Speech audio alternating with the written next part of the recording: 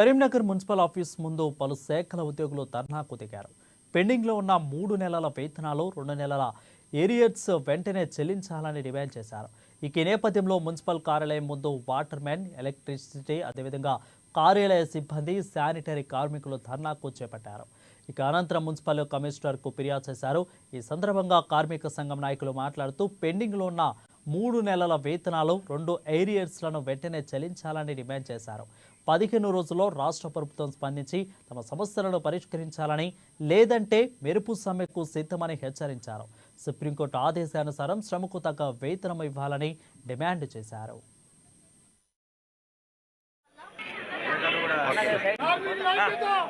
October, November, December ఏకంగా 3 నెలల నుంచి వేతనాలు లేక అనుమతించిపోతున్నారు కార్మికులు. దీని విషయంలో పలుమార్లు గతంలో కూడా అధికారులను కలిసినాం, మరియు పాలకవర్గాన్ని, చైర్పర్సన్ పాలకవర్గాన్ని కూడా కలిసినాం. ఇప్పటి వరకు మాకు సమన్యాయం జరగలేదు. వేతనాల విషయంలో కూడా మా కార్మికులు ఎదుర్కొంటున్నటువంటి బాధలు మామూలు కాదు, అంత ఇంత ఇబ్బంది కాదు. కాబట్టి ఈ యొక్క 3 నెలల వేతనాలు, 2 నెలల ఏరియర్స్ ఏవైతున్నాయో ఖచ్చితంగా చెల్లించే విధంగా చర్య తీసుకోవాలని చెప్పి వినతిపత్రం ఇవ్వడం జరిగింది.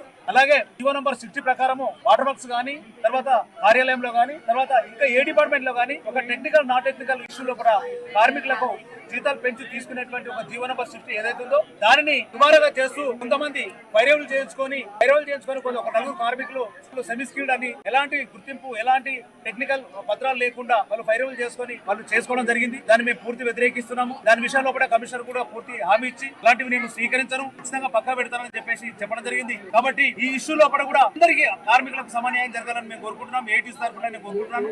మళ్ళీ అలాగే ఇది ఒక జీతాలు ఏదైతే విషయంలో ఉన్నదో జీతాల విషయంలో మాత్రం కాంప్రమైజ్ అయ్యే ప్రసక్తి లేదు. 3 నెలలు అవుతుంది. 3 నెలల నుంచి కూడా ఏం ఉంటారు అనేది కనీసం ఒక మంచి మనసు అవగాహన లేకుండా పోయిన సందర్భాలలో మేము విధిలేని పరిస్థితులలో ఇలా మేము కార్యాలయానికి రావడం జరిగింది.